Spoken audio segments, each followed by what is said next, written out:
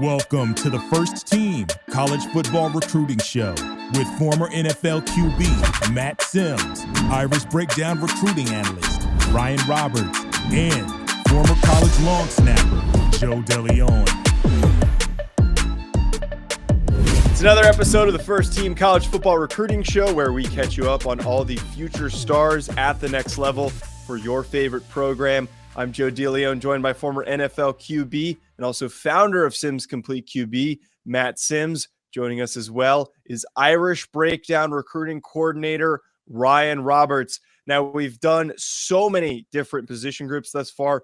We're actually kind of rounding the corner on all of the position groups that we've broken down 4 prospects at a time. Today, we're doing linebackers. We've got 4 extremely talented players that we're talking about, that being Anthony Hill, Drayk Bowen, Troy Bowles, and Raylen Wilson. Guys, we always start the show off with a fun discussion point before we break into these individual prospects.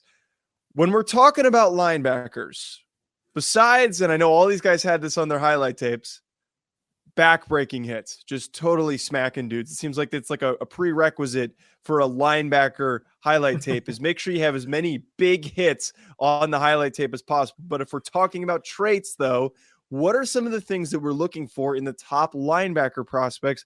Let's kick it over to none other than a former college linebacker, Ryan Roberts. Well, I mean, I think that the thing that gets you excited about all these players is they have a lot of physical traits that really get you excited, and we'll kind of break down a lot of those. But I think, Joe, the one thing that people don't talk about enough at the linebacker position, man, is it's an extremely cerebral position. It really is. Being able to read, diagnose quickly, because working on the second level, man, things happen quick. Pulling guards, down blocks, eye candy, like a lot of things happen in very tight windows and very quick timing. So the ability to diagnose, the ability to really kind of be proactive versus reactive, those things all matter so much on the second level. So for me, instincts and the cerebral qualities of the linebacker position are something that are paramount, because I see it on a year-to-year basis, guys that are tremendous athletes on the second level, but they don't understand where they're supposed to be going on the football field, right? They always take bad angles to the football, wrong gap integrity, those types of things. So it starts for me for the mental side of the game. And then after that, everything is just,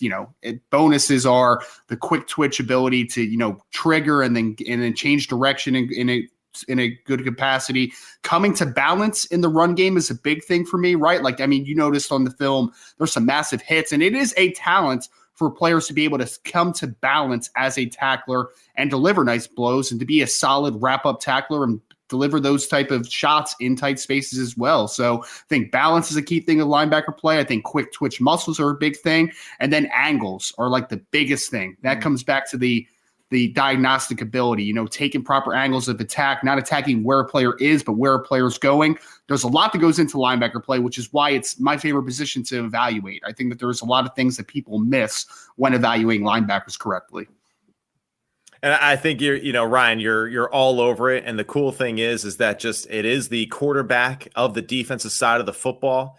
And that's why, when we talk about just like the glory of great middle linebackers that have played, in college and in the NFL, we talk about guys like Ray Lewis. We talk about guys like Luke Kuechly, who, just the intelligence factor was far beyond, the competitors that they were going against. And then that athletic traits that they had to go with it were just the cherry on top that made them so dominant at that position.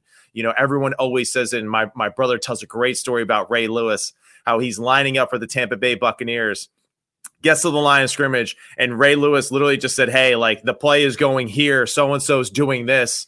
And my brother was like, whoa, like what is going on, man? Because this guy totally called out our play at the line of scrimmage. So those things are just, so important. The cool thing is all 4 of these dudes, I think, have that natural instinct and natural football IQ that Ryan is speaking on. Yeah, definitely something that's not talked about enough is those instincts, because you can have a lot of guys, and we see it all the time at the college level, great athletes that don't really put together that ability to diagnose what's in front of them. It separates the best players and the good players, or the mid-tier quality players are those that can bring it all onto the field and make split decisions extremely quickly. And I think a lot, right. Ryan, what do you got? What are you going to say? Well, I was going to say perfect example, Joe, was the 2021 NFL draft, because obviously that's what we cover as well. On the other side of things was there were two linebackers right near the top that went in the top 50 picks. One was Jodman Davis, who was drafted way too high by the Washington Commanders, and the other was Nick Bolton, who slid into the second round. Now, on a sheets of paper, if you put down the measurables next to one another, you're going to flock to Jodman Davis because he is near 6'4", 240 pounds, ran in the 4.4s, incredible athlete. Nick Bolton, on the other hand, is 5'11" and 6'8", 230 pounds, runs in the 4.6s comparative to the 4.4s. But on the field, Nick Bolton is a much better football player because the instinctual side of the game. He's always in the right spot, comes to balance. So I think that's the difference maker, man, is like, yeah, traits matter. They always do physically, right? Like they always do. You always want that physical ability of the player, but especially at linebacker, I always come back to the cerebral qualities of the positions matter so much more than some, because like Matt said, that's the red dot position, right? Like that's the leader of your defense. That's getting guys lined up, getting in the right spot, having gap integrity. Those things matter so much on the second level of the defense. Now, these four guys, I think, fit that description pretty well, some more than others, but that's one thing that you're going to hear brought up time and time again on today's show. Our first player that we're talking about today, Anthony Hill, the number one linebacker per 247 Sports, a 5-star recruit from Ryan High School in Denton, Texas, 6'2", 225 pounds. Now, the interesting thing about Anthony Hill, he was previously committed to Texas A&M. Now he is currently projected to either Texas A&M or Texas after he decommitted during the week of November 7th. So Hill is a free agent. He is signable for anybody, but he is still a very, very explosive athlete. And I think that we can all agree he fits all the things that we're talking about here that we're looking for in a top-tier linebacker. Matt, I want to go to you first. What are some of the things that stood out to you when you were watching Hill? You were going to the quarterback first? Are you? No, but hey, man, Anthony Hill, he is to me like the epitome of a 3-down linebacker.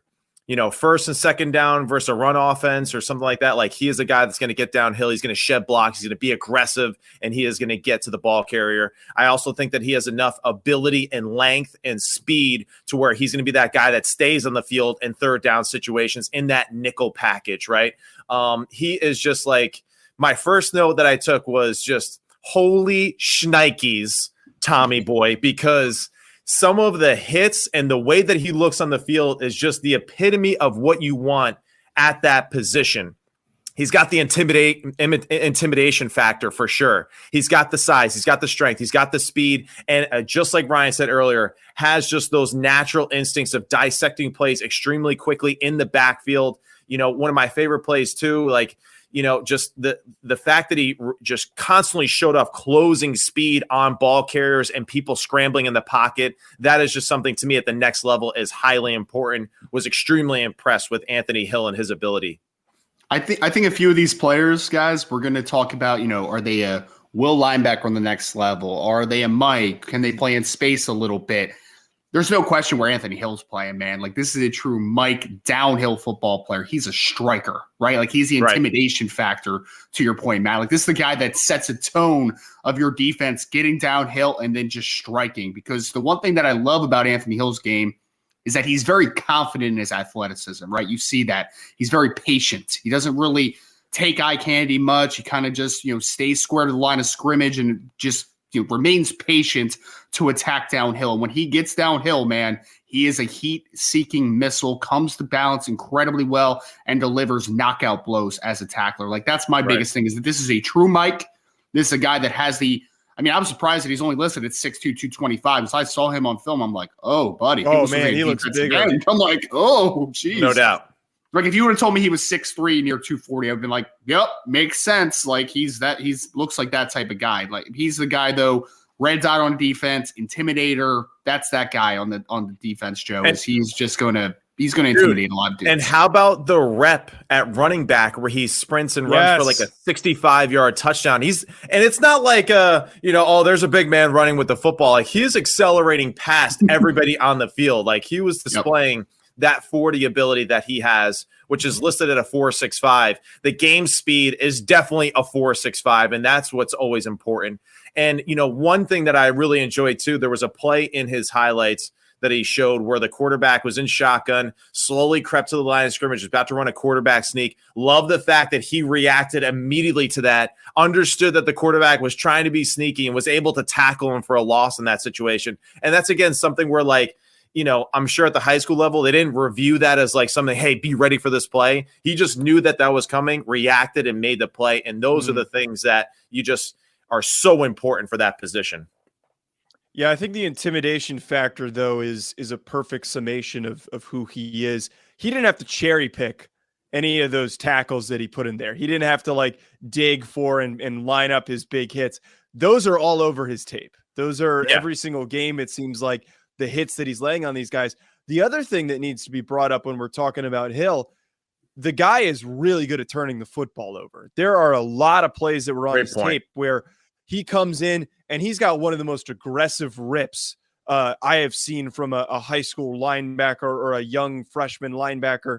My man's got some really nice forearm strength that he can just rip a ball out that easily. That to me is an underrated trait because, one, it tells me he's got the power to do it, but two, he's got the instincts to know, hey, this guy's got the ball a little loose. He's not paying attention. I'm coming from behind. I'm going to come rip this ball out. That's something you can't teach. And I know that it's something that every coach in every single practice at the college level, you work on it every single week, those track down rip drills.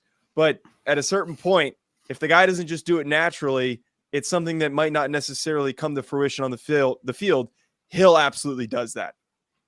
Yeah, he does. And it's just like you can see he has the heavy-handed rip that you're talking about, right? It's not the forearms, Joe. It's just the heavy hand, the 6-inch punch, that you're looking for at that position. And it is impressive for sure. Go ahead, Ryan. Sorry to cut you off. Oh, no, you're fine. I was just going to say for me, too, another impressive thing, Joe, is that he is in a very high classification of Texas football, right? Like he looks like a man amongst boys a lot on the football field, man. Like there's just a lot of plays where you're just like, that is the dude on the field, right? Like the guy that could potentially play early on the next level at a very important and cerebral position of the Mike linebacker. Like I think that he has the opportunity to do those types of things. I mean, he does the little things too, which is really fun. Like I talked about the being patient, not being exploited by, being a little bit overzealous. You mentioned the ability to create turnovers. Like all those things matter. And I think playing in the classification he does at Allen, which is a great high school in the state of Texas, it just shows off, I think, just how college ready he is to make an impact. Totally. And you bring up a great point too, Ryan, because I was so impressed on multiple times how he had the ability to strike someone that was blocking, but yet have the ability to kind of like see around the person that was engaging him in that block. And that's something that I'm sure you understand better than I did. I mean, listen, I only did that maybe once or twice on interceptions that I threw and not that well, but I was routinely impressed by the fact that he can strike, separate his head from the physicality of the block going on, and then be able to redirect, change direction, and bring down the ball carrier. Yep. Explosive in tight spaces, has the ability to work in pursuit as well. Like it's all there athletically. For sure. Now, it needs to be brought up because, as I mentioned at the beginning of this, Hill was originally committed to Texas A&M, and now he's decommitted. I think there's a possibility that Texas does swoop in there and does end up getting him.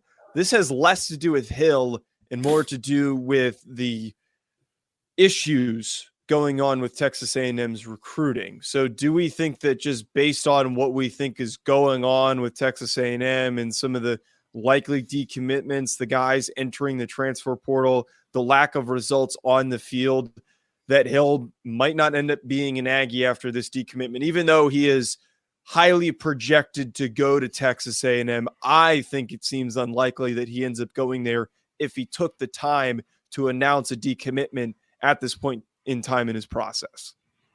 It's going to be interesting to watch, Joe. I think the thing that you're going to see here is that, look, Texas A&M just had a historic recruiting class in the 2022 cycle. They have a vision that they have been selling to these recruits and some other things on the side, obviously, right? Like we don't have to talk too much about that type of stuff. But at some point, the upside and the vision has to be actualized on the football field. And what Jimbo is running into now and that staff is that you've had back-to-back 8-win seasons, not really to the level that you wanted to get to. And then this year, it's a disaster. You're sitting there at 3-6 with as much talent as you have on this football field. And recruits don't usually overreact off of a one bad game, right? But when you're 3-6, that really starts talking, right? Like you're like, oh, I don't know if this is because this is year 4 for Jimbo. It's not like this is year 2 where you're just having some struggles. Right. This is year 4. So in that regard, I think that there are going to be some players in the Texas A&M class that are going to just rethink and evaluate their opportunity because you're not at National Signing Day yet. You have the chance to change your mind, and they have every right to do that. So I agree. I ultimately do not think he ends up with Texas A&M, but I will say I don't think that he strays too far out of the state of Texas. So I still think he's that Midwestern guy. I think University of Texas has a lot of talking point right now because he's going to be on campus this weekend for a visit. So we'll see where he ends up ultimately, but in a big game. Exactly. So there's a lot riding on this one, obviously, but I think that ultimately he's going to stay in the same general area, just might not be a Texas A&M, unfortunately. And you're playing that game too at that age, right? Of just you're looking at it like it's the stock market. What is trending right now? And right now, the Longhorns are trending a little bit more aggressively than the Aggies are. And, both schools have a lot to offer, but just there's a little bit more buzz and a little bit more excitement on the potential of being, a Texas Longhorn and having success in that league with them. All right, guys, let's move on to our second linebacker on today's show, one that I know that Ryan is very familiar with. And this is why I went to you first, Matt, because I wanted Ryan to be teed up and ready to talk about. Now we know. A guy who's committed to the University of Notre Dame. That being Drayk Bowen, the number 7 linebacker per 247 Sports, a 4-star linebacker recruit from Adrian High School, Maryville, Indiana, 6'2", 225 pounds. As I said, currently committed to the University of Notre Dame. Now, it is also worth noting, fantastic athlete. He is likely going to be playing baseball at the University of Notre Dame as well. And as we know, going back to the linebacker point, Notre Dame produces some really, really good linebackers at the next level. Now, Ryan, I know that you've done tons of deep dives on this kid and you know a lot about him. Fill us in on Drayk Bowen and everything that we need to know. First of all, it's Andrean High School. Just quick correction there. Can I ask you a trivia question, Joe? Can I ask you a trivia question? By the way, wait, before you go, you did have the notes in the email, and you could have emailed to me that I had a spelling error. No, I'm just kidding. You didn't ask if there were any pronunciation notes, Joseph. You didn't ask that. That's a trivia question, Joe. What is the only college in college football that has 3 Buckus Award winners in the last 10 years? Well, it's probably Notre Dame, I would assume. Oh, it's Notre Dame. Monty Teo, excuse me, Jalen Smith, Jeremiah Wusu-Koramoah. So they have produced linebackers at a very good fashion as far as developing from high school players to collegiates. Like they've done a tremendous job in that department. Drayk is an interesting case. I actually just had him on our podcast as well. Like he's a great young man, but he fits the prototype, right? We're talking 6'2", 220 plus pounds at this point in his recruitment. Corner outfielder that's going to be playing for Notre Dame as well. So 2-sport star, very athletic player. And when you look what he does for Andrean, who was still in the midst of a state championship run in their in their region in Indiana, he does a little bit of everything for this team. There's reps where he's down at defensive end. There's reps where he's playing a true stack position. There's reps where he's out in space, almost covering like a slot defender. There's a lot of things. And it's also a very good running back for his school as well. So Andrean asked him to do basically everything for this football team. And I think that lies the best part of his game. This is a versatile football player. I know for a fact that Notre Dame has talked to him about, hey, you might be a Will at the next level. You might be a Mike if you get big enough. You may play Rover early on, or you might eventually be a Viper, which is their weak side defensive end. Like there is opportunity out there for Drayk Bowen to fit into multiple spots. And I think the versatility is the biggest thing that pops out to me. Despite being an Indiana kid, Joe, he actually was not set at staying home at Notre Dame in the state of Indiana early. He was being heavily recruited by Alabama, and he's got a lot of Southern ties, and Alabama was very attracted to him early on. But he saw the vision. Marcus Freeman Marcus Freeman, a very successful college linebacker in his own right. James Laurinaitis is on the staff, a former Ohio State star linebacker. Al Golden just coached linebackers in last year's Super Bowl for the Cincinnati Bengals. So there's great linebacker minds, and they really sold him the vision of staying home at Notre Dame, and he has turned now into one of the biggest recruiters and leaders of the 2023 class for Notre Dame. So great young man, but more than anything, Joe, it's the versatility, and Matt, the versatility that I think really stands out for him. He can do a lot of things on a football field, and I have a feeling that Notre Dame's going to do a lot to take advantage of everything that he can do as a football player. Ryan, I think you're hitting a grand slam on this one too, because when I watch the film, it is just the first things that jump out at me are the fact that unlike Anthony Hill, who lines up at that middle linebacker position every snap, I love the fact that he is a really, really good pass rusher with good lean and flexibility off the edge and is aggressive with his hands. His running back ability is legit. It's nothing where it's like, oh, it's pretty good for, a guy who's just a big, tough guy out there. Like, no, he's a legit running back who catches the football really well in the backfield. He runs with power. He runs with athleticism and a good change of direction ability. He's got a jump cut for a guy that's 225 pounds, and he, not only that, but he's punishing people that are trying to tackle him, which there goes his little linebacker mentality, but explosive, powerful, hard hitter. He is a phenomenal form tackler. Every hit, he is driving his legs through every single time. Like, it's not one of those where he's putting his shoulder into him. Every time it's just like the definition of form tackle, getting his head across, wrapping her up and driving his legs. Just so impressed with that. And I love the fact too, that just like he plays so violently. He really does. He plays with no regard to his body at all. I mean, he just plays nonstop, relentless football.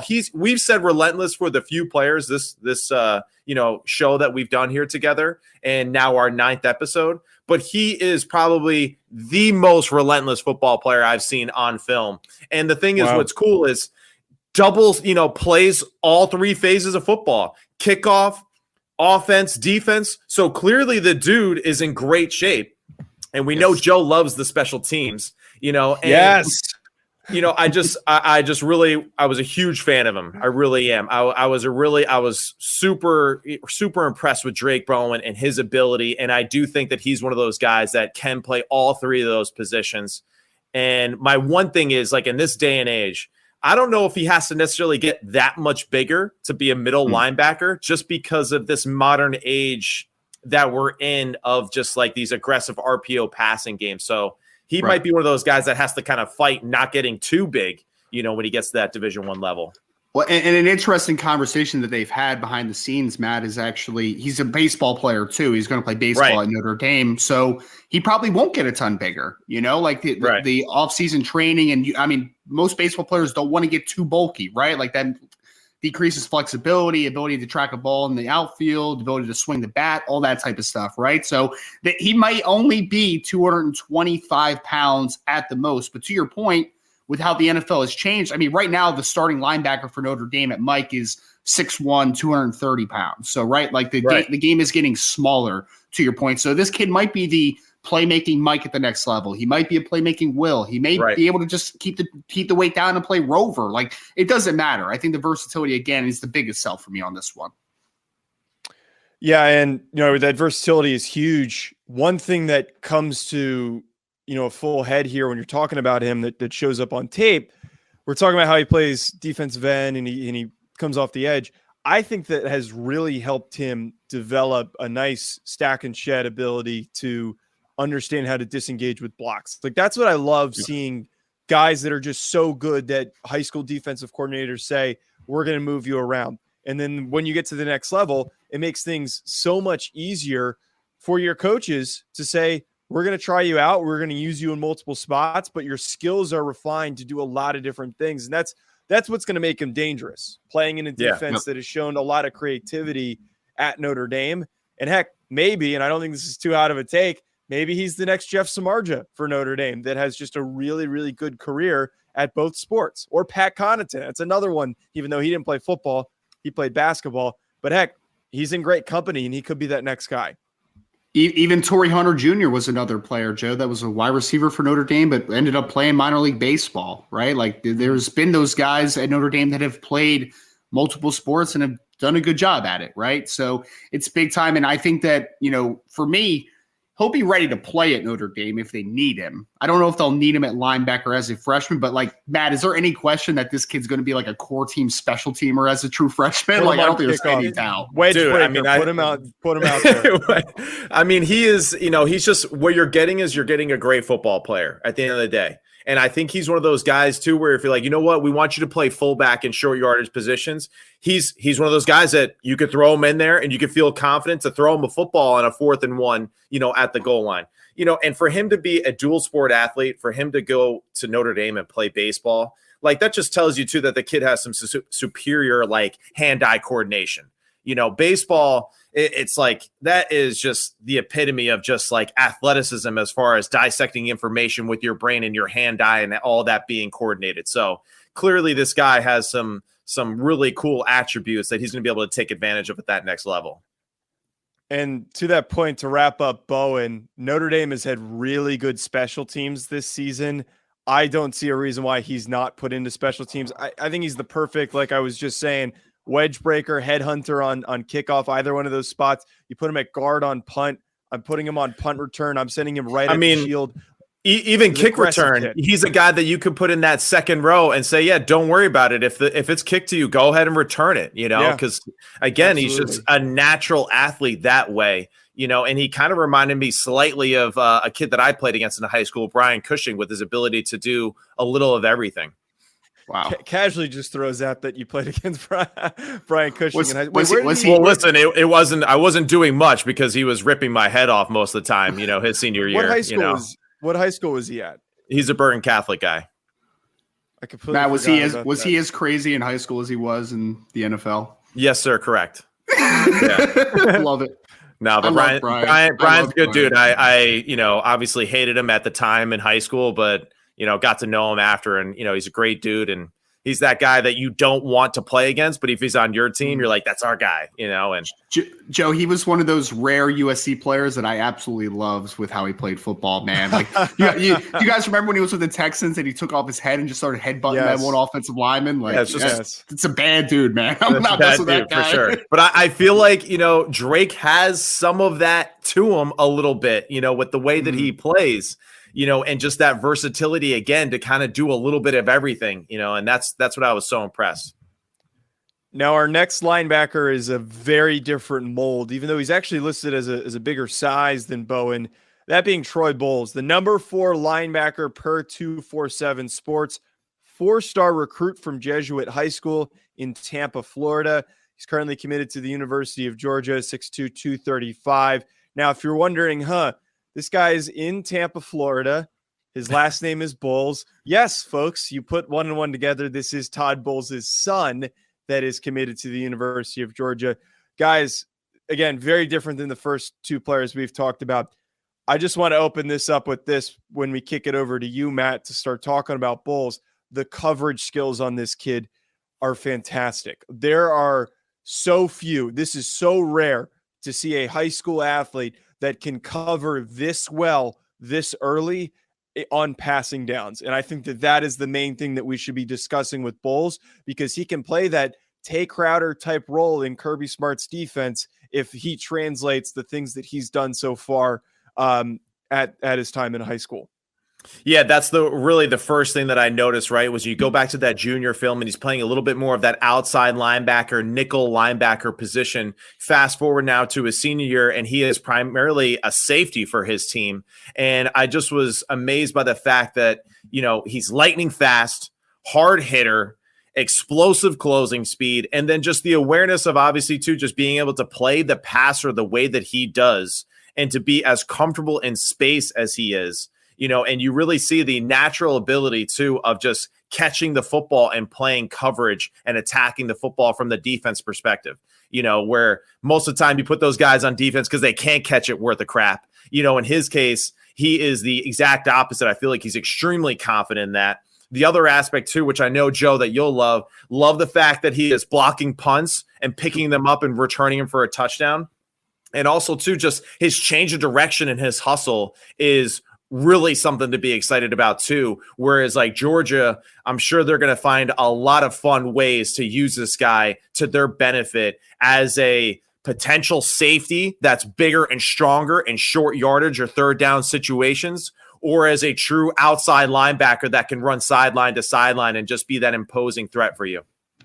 Can we all agree that there's zero chance that he is 6'2" or 235 pounds? Can we all agree on that real quick? Yes. Like that's zero chance. I don't care because this kid is a playmaker. I mean, he makes plays all over the field, in pursuit in the run game, in pass coverage, like you guys kind of highlighted already. Right. I think he's got the best natural instincts of all the 4 players on the list right now. Like I think that he sees the game at an advanced level for his age, and it makes sense. Which is no shock, exactly. It makes it. I mean, it's a very cliche thing to say, coach's son, but like you see it, man. Like he diagnoses and he sees the game incredibly well. He's been in the film room, for his entire life, and I don't care. Like it's something rubbed off, for that. And I don't know the measurables. Todd Bowles is a big man. He's a big dude. So Troy, is going to fill in here eventually. Yep. No doubt about it. And I mean, either way though, Matt, like he could be that modern Mike, I think, down the line, right? Because I don't care that he's probably like 6'1"-ish, right? Like I don't care how tall he is ultimately though. He's a kid that I think has a frame that he can add weights, but right now this is a run and chase will. You throw him out there and you tell him just be all over the field, man.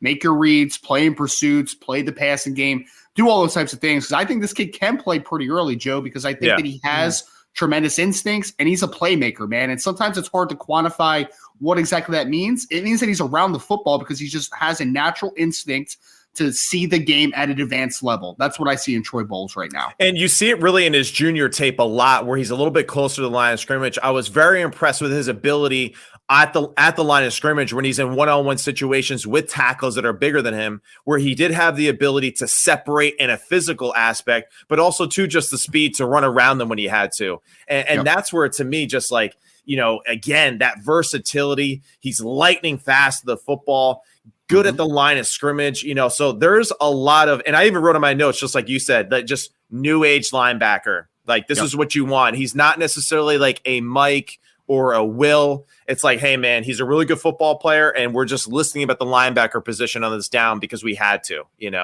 Right. He's a second level defender. We'll just quantify it like that. Exactly. Don't quantify it as much as Jim Irsay, but I know what you mean. Yeah. The speed is definitely a huge thing, and if you couple that with one thing I love to describe as reckless abandonment, I think that's what makes him really dangerous. And Matt, you talked about this a little bit earlier on a different guy, how that it's really nice to have that in a linebacker, and I would argue it's something that's maybe not talked about enough in general with draft prospects and recruits.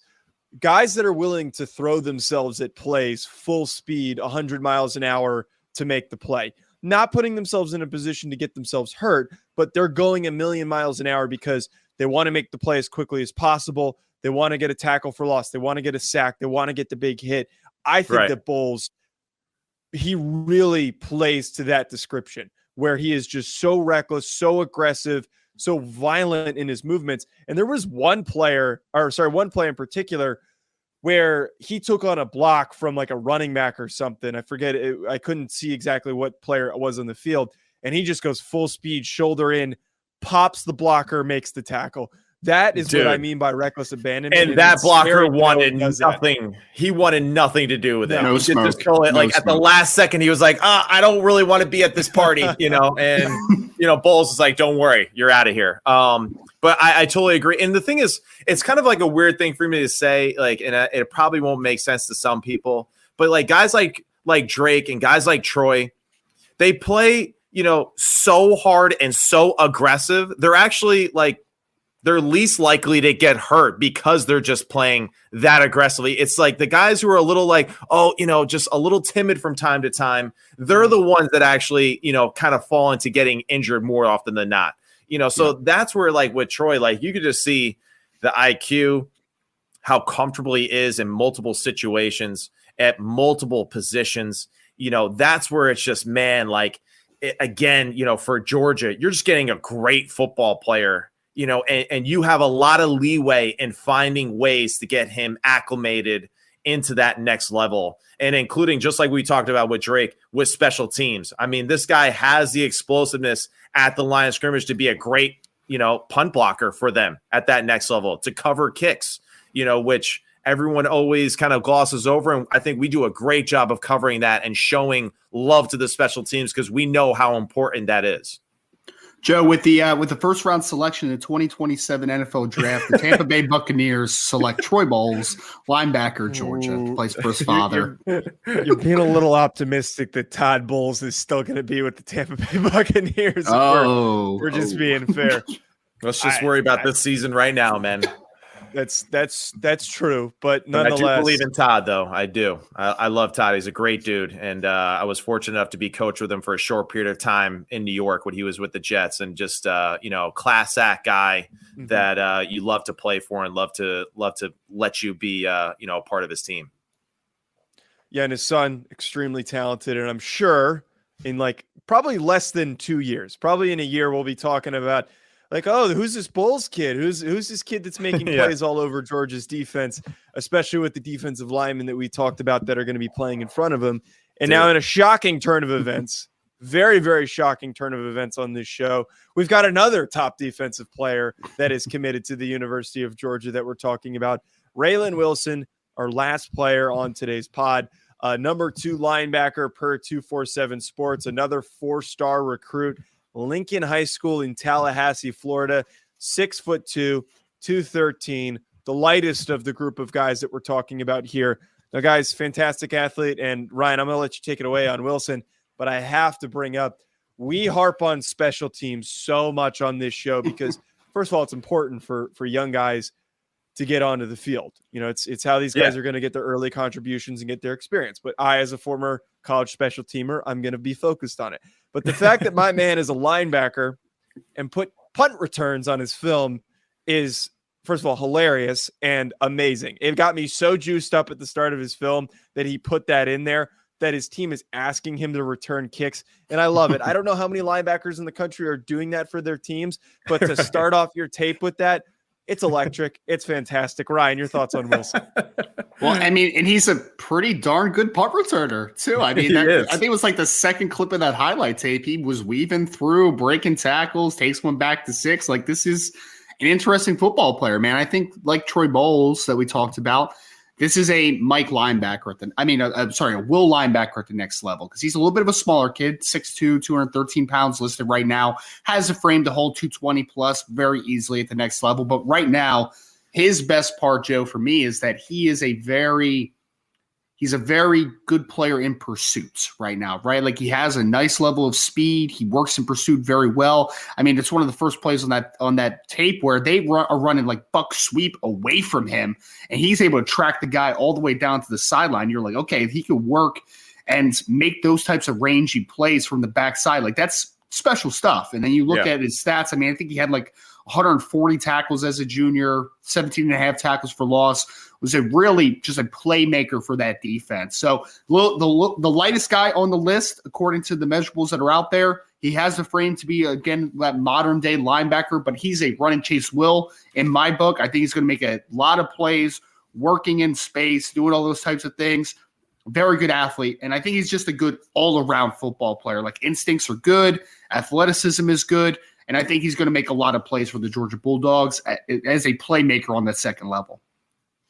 Yeah, I totally agree. And I think really he is probably the most raw out of the 4 that we're talking about today. I do think that he has a tremendous upside. He's quick, he's sudden, he's explosive. You talked about the punt returning abilities, We saw highlights too of him playing very comfortably at the running back position as well. Closing speed. He looks long and just athletic on the football field. And I feel like that's something too where in that college weight program, we've discussed so many times, there's an extra 10 or 15 pounds of just good football weight there to be added easily. I think he's almost going to be that perfect quarterback spy, right? In these obvious third down situations in nickel and in dime, where it's just his length, his size and ability, in those obvious third and long passing situations are going to be perfect Like, let him hug the line of scrimmage. As soon as the quarterback tries to get out of the pocket, he's going to be that dude that just can hawk him down and bring him down for a sack. The change of direction stuff to me was like probably what jumped off the most. His ability to put his foot in the ground, redirect. You know, you didn't quite see that power as you did with the other three with that change of direction coming to balance, like Ryan mentioned earlier.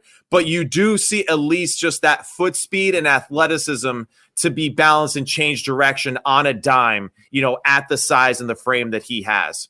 Again, Georgia, like, you know, man, just killing it as far as the players that we've seen that are projected or committed to them.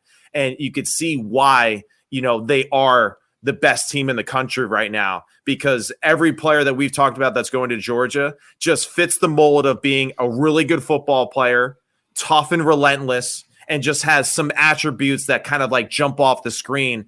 And Raylen Wilson is perfect for them. And is a guy like that, I think 2 or 3 years from now, like you said earlier, is going to be like, whoa, who is this kid Wilson all of a sudden? Because he's the guy to me that can make the biggest jump from where he is now to the next level.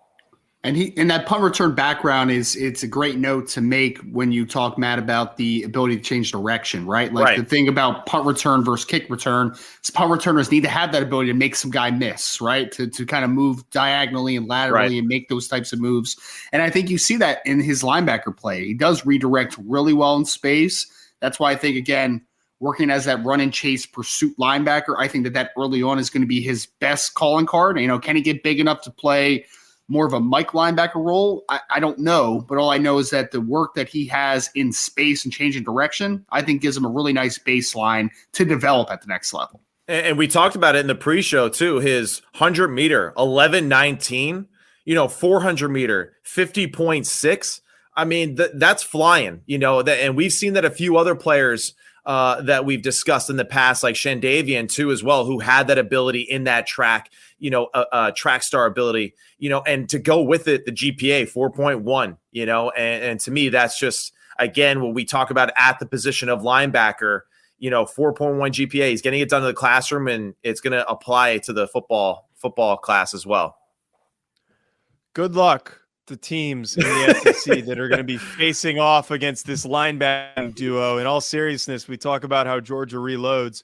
They are reloading at a serious clip. And I'm sure as we've got 2 more position groups to go through before we kind of recycle through, we're going to be talking about more Georgia kids. Folks, thanks for tuning in. At Joe DeLeone, at Rise and Draft, at Sims Complete QB. Hit that subscribe button wherever you're tuning in. And if you're watching us on Stadium, make sure you find us on YouTube or wherever you can tune into a podcast. We are there. We'll be back with more Talking DBs on next week's episode.